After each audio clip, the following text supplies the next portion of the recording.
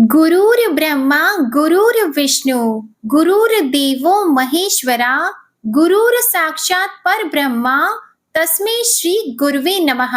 आप सभी को गुरु पूर्णिमा की ढेर सारी शुभकामनाएं। आज आषाढ़ मास की गुरु पूर्णिमा के दिन आप सुनेंगे गुरु पूर्णिमा की कुछ विशेष कथाएं। आषाढ़ मास की पूर्णिमा को गुरु पूर्णिमा के रूप में मनाया जाता है। इस बार गुरु पूर्णिमा 21 जुलाई दिन रविवार को मनाई जाएगी। गुरु पूर्णिमा के दिन गुरु के आशीर्वाद से धन, संपत्ति, सुख, शांति और वैभव का वरदान पाया जाता है। इस दिन श्री वेद व्यास जी का जन्म हुआ था, इसीलिए इसे व्यास पूर्णिमा भी कहा जाता है।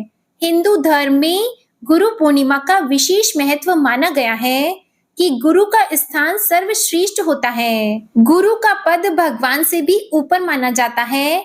ऐसा इसलिए है क्योंकि वह गुरु ही होता है जो व्यक्ति को अज्ञानता के अंधकार से उबारकर सही रास्ता दिखाता है। पहली पौराणिक कथा के अनुसार वेद व्यास भगवान श्री विष्णु के अंश स्वरूप कला अवतार हैं। इनके पिता का नाम ऋषि पाराशर था, जबकि माता का नाम सत्यवती था। वेद ऋषि को बाल्यकाल से ही आध्यात्म में रुचि थी। इसके फल स्वरूप इन्होंने अपने माता पिता से प्रभु दर्शन की इच्छा प्रकट की और वन में जाकर कठोर तपस्या करने की अनुमति मांगी, लेकिन उनकी माता ने वेद ऋषि की इच्छा को ठुकरा दिया। तब ऋषि ने वहां जाने के लिए हठ कर लिया, जिसके बाद माता ने वन में जाने की आज्ञा दे दी। उस समय वेद व्यास जी की माता पिता ने उनसे कहा कि जब घर का स्मरण हो आए तो लौट आना। इसके बाद वेद व्यास जी तपस्या के लिए वन में चले गए और वन में जाकर कठिन तपस्या करने लगे। इसके पुण्य प्रताप से वेद व्यास को संस्कृत भाषा में प्रवीणता हासिल हुई। इसके बाद इन्होंने वेदों का विस्तार किया और महाभारत, 18 महापुराणों सहित ब्रह्म सूत्र की भी रचना की। इन्हें बादरायण भी कहा जाता है। वेद व्यास को अमरता का वरदान प्राप्त है, अतः आज भी वेद व्यास किसी न किसी रूप में हमारे बीच में उपस्थित हैं। अब मैं आपको जो कथा सुनाने जा रही हूँ वह उस काल की है जब शिक्षा ग्रहण करने के लिए स्कूल और कॉलेज नहीं हुआ करते थे। उस समय शिक्षा ग्रहण करने के लिए गुरु के आश्रम जाना होता था। यह कथा है महर्षि धौम्य के शिष्य आरुणि की। इस कथा के अनुसार आरुणि महर्षि आयुधौम्य के शिष्य था और उनके आश्रम में रहकर शिक्षा प्राप्त किया करता था।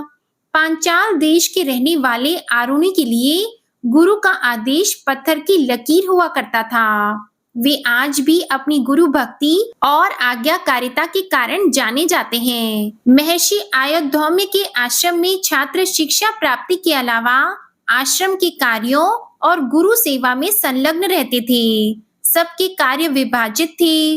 कोई कृषि का काम करता था तो कोई पशुओं को चराने का कार्य करता था और कोई बागवानी का। सभी छात्र विभिन्न कार्यों की जिम्मेदारी उठाया करते थे। उन दिनों खेत में चावल की फसल बोई गई थी, जिसके लिए पानी की पर्याप्त मात्रा खेतों में एकत्रित होना अति आवश्यक था। सब वर्षा की प्रतीक्षा कर रहे थे। एक शाम को बड़ी ही तेज वर्षा आरंभ हो गई। आश्रम के सभी शिष्य प्रसन्न थे कि चावल की कृषि के लिए पर्याप्त पानी की व्यवस्था हो जाएगी, किंतु महर्षि आयुधौम्य चिंतित थे। उन्हें भय था कि खेत की कमजोर मेड़ वर्षा की तेज बौछारों में टूट न जाए। अगर ऐसा हुआ तो खेत में पानी टिक नहीं पाएगा और बिना पर्याप्त पानी के फसल बर्बाद हो जाएगी। शिष्यों ने जब महर्षि आयुधौम्य के सर पर चिंता की लकीरें देखी तो उसका कारण पूछा।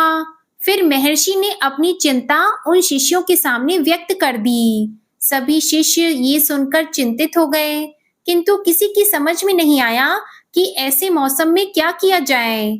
उन शिष्यों में आरुणि भी था। उसने महर्षि से खेत में जाकर मेड़ों को देखकर आने की आज्ञा मांगी, तो महर्षि ने उसे आज्ञा प्रदान करते हुए कहा, पुत्र, यदि खेत की मेड़ टूट गई हो तो उसकी मरम्मत कर देना। खेत में पानी का जमा रहना आवश्यक है।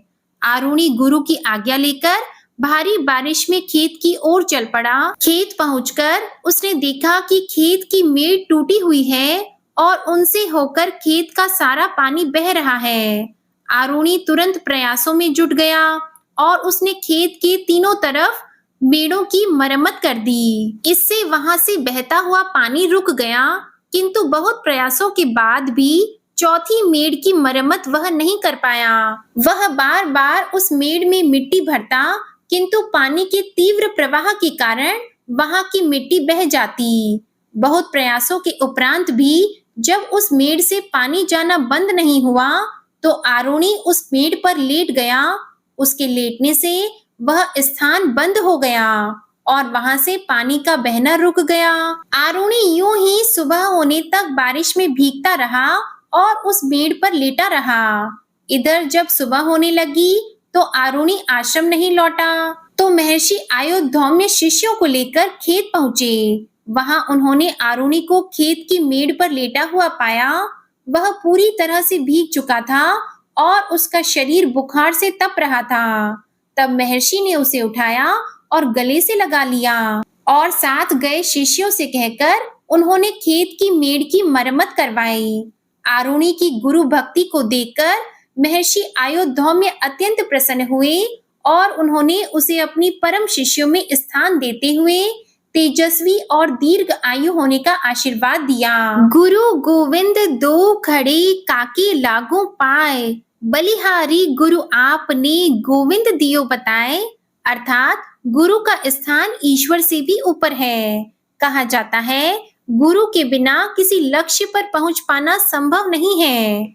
गुरु ही आपको जीवन जीने का सलीका और जीवन में आने वाली कठिनाइयों से लड़ने के लिए तैयार करता है। तो आइए अब मैं आपको सुनाने जा रही हूँ एक कथा, जिसमें एक महान धनुर्धर एकलव्य की कहानी है। कहते हैं ना कि नदी को रास्ता नहीं दिखाना पड़ता, वो खुद ब खुद अपना रास्ता बना लेती है। इसी प्रकार पुराने समय में एक ऐसा शिष्य हुआ जिसने अपने हुनर और गुरु भक्ति से अपना नाम इतिहास में दर्ज करवा लिया। वो वीर योद्धा था एकलव्य। बात उस समय की है जब शिक्षा का रूप आज से बहुत अलग हुआ करता था। उस समय के विद्यालय गुरुकुल हुआ करते थे।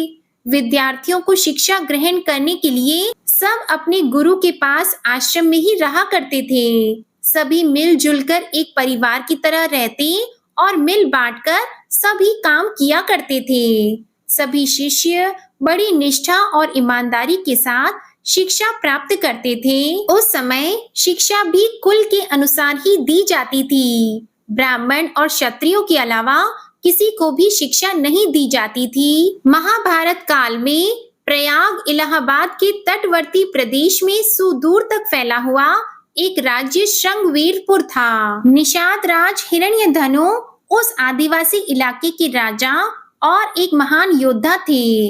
गंगा के तट पर अवस्थित श्रृंगवीरपुर उसकी सुदृढ़ राजधानी थी। उस समय श्रृंगवीरपुर राज्य की शक्ति मगध, हस्तिनापुर, मथुरा और चंदेरी आदि बड़े राज्यों के समकक्ष थी। निषाद राज हिरण्यधनु और रानी सुलेखा व उनकी प्रजा सुखी और संपन्न थी। निषाद राज हिरण्यधनु की रानी सुलेखा ने एक पुत्र को जन्म दिया जिसका नाम अभिद्युम्न रखा गया। बचपन में वह अभय के नाम से जाना जाता था। बचपन में जब अभय शिक्षा के लिए अपने कुल के गुरुकुल में गया तो अस्त्र शस्त्र विद्या में बालक की लग्न और एक निष्ठा को देखते हुए गुरु ने बालक को एकलव्य नाम से संबोधित किया। सारी शिक्षा प्राप्त करके एकलव्य जब युवा हो गया तब उसका विवाह हिरण्यधनु के एक निषाद मित्र की कन्या सुनीता से हुआ। एकलव्य को अपनी धनुर्विद्या से संतुष्टि नहीं थी। इस कारण धनुर्विद्या की उच्च शिक्षा प्राप्त करने के लिए उसे एक समय धन और विद्या में दक्ष गुरु द्रोण के पास जाने का फैसला किया। एकलव्य के पिता जानते थे कि द्रोणाचार्य केवल ब्राह्मण और क्षत्रिय वर्ग को ही शिक्षा देते हैं और उन्होंने एकलव्य को भी इस बारे में बताया। परंतु धनुर्विद्या सीखने की धुन और द्रोणाचार्य को अपनी कलाओं से प्रभावित करने की सोच लेकर उनके पास गया, परंतु ऐसा कुछ भी नहीं हुआ और गुरु द्रोणाचार्य ने उसे धनुर्विद्या देने से इनकार कर दिया। एकलव्य इस बात से तनिक भी आहत नहीं हुआ और उसने वहीं जंगल में रहकर धनुर्विद्या प्राप्त करने की ठान ली। उसने जंगल में द्रोणाचार्य की एक मूर्ति बनाई और उन्हीं का ध्यान कर धनुर्विद्या में महारत हासिल की। एक दिन आचार्य द्रोण अपने शिष्यों और एक कुत्ते के साथ आखेट के लिए उसी वन में पहुंच गए जहां एकलव्य रहते थे। उनका कुत्ता राह भटककर एकलव्य के आश्रम पहुंच गया और भौंकने लगा। एकलव्य उस समय धनुर्विद्या का अभ्यास कर रहे थे। कुत्ते के भौंकने की आवाज से एकलव्य की साधना में बाधा पड़ रही थी, इसलिए उसने ऐसे बाण चलाए कि कुत्ते को जरा सी खरोंच भी नहीं आई और कुत्ते का मुंह भी बंद हो गया। कुत्ता असहाय होकर गुरु द्रोण के पास जा पहुंचा। गुरु द्रोण ऐसी श्रेष्ठ धनुर्विद्या देखकर आश्चर्य में पड़ गए। वे उस महान धनुर्धर को खोजते खोजते एकलव्य के आश्रम पर पहुंचे और देखा कि एकलव्य ऐसे बाण चला रहा है जो कोई चोटी का योद्धा भी नहीं चला सकता। ये बात द्रोणाचार्य के लिए चिंता का विषय बन गई। उन्होंने एकलव्य से उसके गुरु के बारे में जानने की जिज्ञासा दिखाई तो एकलव्य ने उन्हें वो प्रतिमा दिखा दी। उन्हें यह जानकर और भी आश्चर्य हुआ कि द्रोणाचार्य को मानस गुरु मानकर एकलव्य ने स्वयं ही अभ्यास से यह विद्या प्राप्त की है। अपनी प्रतिमा को देखकर आचार्य द्रोण ने कहा कि अगर तुम मुझे ही अपना गुरु मानते हो तो मुझे गुरु दक्षिणा दो। एकलव्य ने अपने प्राण तक देने की बात कर दी। गुरु दक्षिणा में गुरु द्रोण ने अंगूठे की मांग की, जिससे कहीं एकलव्य सर्वश्रेष्ठ धनुर्धर न बन जाए। अगर ऐसा हुआ तो अर्जुन को महान धनुर्धर बनाने का वचन झूठा हो जाएगा। एकलव्य ने बिना हिचकिचाहट अपना अंगूठा गुरु को अर्पित कर दिया। ऐसा करने पर गुरु द्रोण एकलव्य से बहुत प्रसन्न हुए और उसे आशीर्वाद दिया कि आज के बाद जब जब भी गुरु भक्ति का नाम आएगा तो एकलव्य की गुरु भक्ति का नाम सबसे पहले लिया जाएगा। आपको आज की ये वीडियो पसंद आई हो तो वीडियो को लाइक करें, ज्यादा से ज्यादा शेयर करें और हमारे चैनल आध्यात्मिक सागर को सब्सक्राइब जरूर करें। धन्यवाद।